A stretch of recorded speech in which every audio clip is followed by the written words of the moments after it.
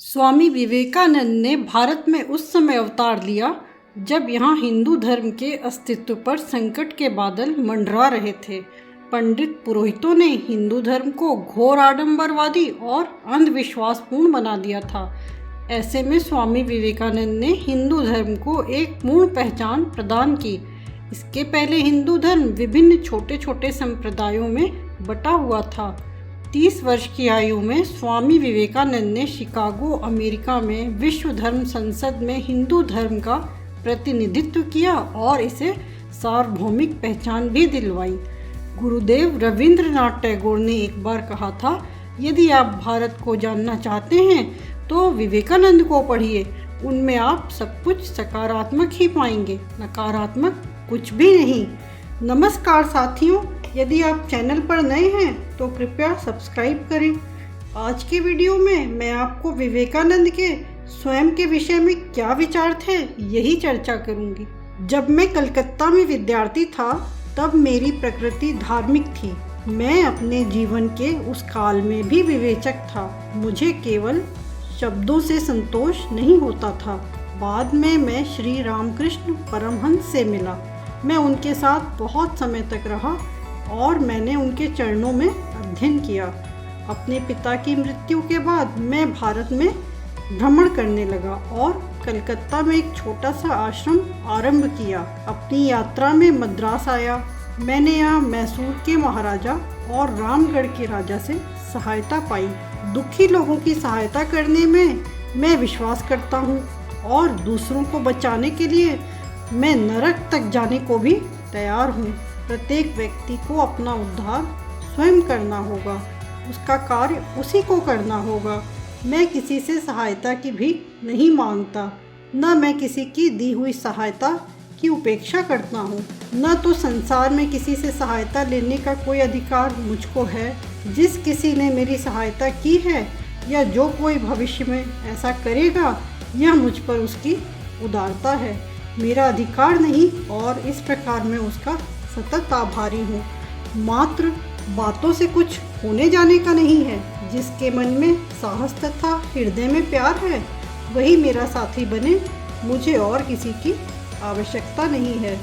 जगन माता की कृपा से मैं अकेला ही 1 लाख के बराबर हूँ तथा स्वयं ही 20 लाख बन जाऊँगा। मेरी अभिलाषा है कि मैं बार बार जन्म लूँ और हजारों दुख भोगता रहूँ, ताकि मैं उस एकमात्र संपूर्ण आत्माओं के समष्टि रूप ईश्वर की पूजा कर सकूं, जिसकी सचमुच सत्ता है और जिसका मुझे विश्वास है।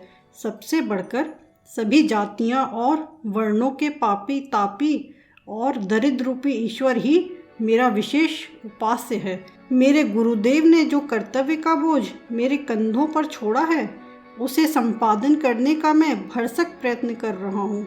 इसके लिए मैं अपने से संतुष्ट हूँ और चाहे मेरा प्रयास सम्यक रूप से कार्य में परिणत हुआ हो या नहीं, मैंने प्रयास किया है, इसी में मैं संतुष्ट हूँ।